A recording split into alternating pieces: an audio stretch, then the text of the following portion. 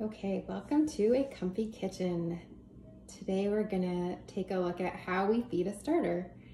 And I have here my starter that's been sitting on the counter. I fed it once already today and it's been about 8 hours or so. So I'm gonna go ahead and give it another feeding. It's just starting to kind of create some bubbles, but you can see it's still pretty mellow and not overly bubbly yet, but it's starting to activate.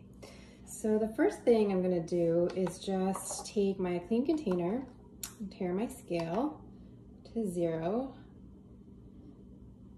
And then all I need is just a little bit of this starter. So let's put a few spoonfuls in here because this is gonna double in size as we add flour and continue to feed it. And really we're discarding everything that we're not using when we feed. So here I have 60 grams of starter, and then we'll just use equal parts of flour and lukewarm water to add to this. So the next thing I'll do is go ahead and just grab the same amount, 60 grams of flour.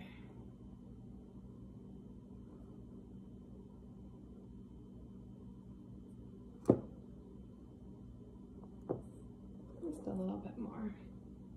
And if you go a little bit over on the flour, it's totally okay because the flour is what's feeding the yeast, so you want maybe even a little bit more of that.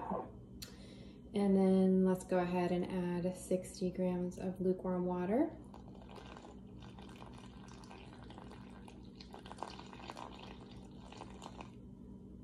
There we go.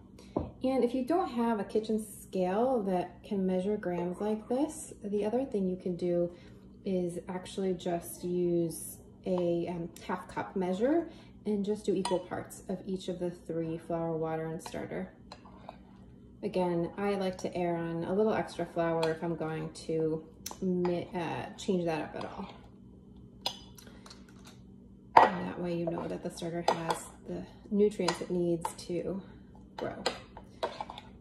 So I'm gonna mix that all up here, and you don't have to be too gentle. You can just really go for breaking up all the clumps of flour, get it all mixed in there, get some air in there. I'll show you what that looks like now. So here we have our starter, and yours could be more liquidy. It doesn't really matter too much. So don't worry too much about having a perfect consistency or the same consistency every time. I have found that although you may get slightly different results when you change things up a bit, these breads are pretty hearty and they come out kind of amazing every time, no matter what. So, all right, so here is my new starter, and I'm gonna go ahead and just cover that. You can leave the cover half on, just so stuff doesn't get into it, but still allowing some air in.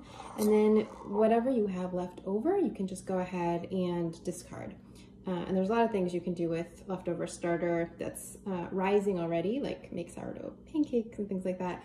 But otherwise, don't keep it because you're going to have another batch left over the next time you feed.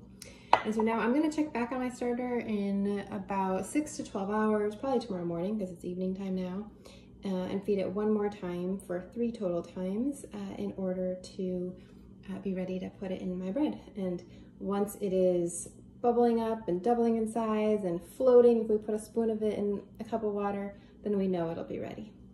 All right, see you back for the next video.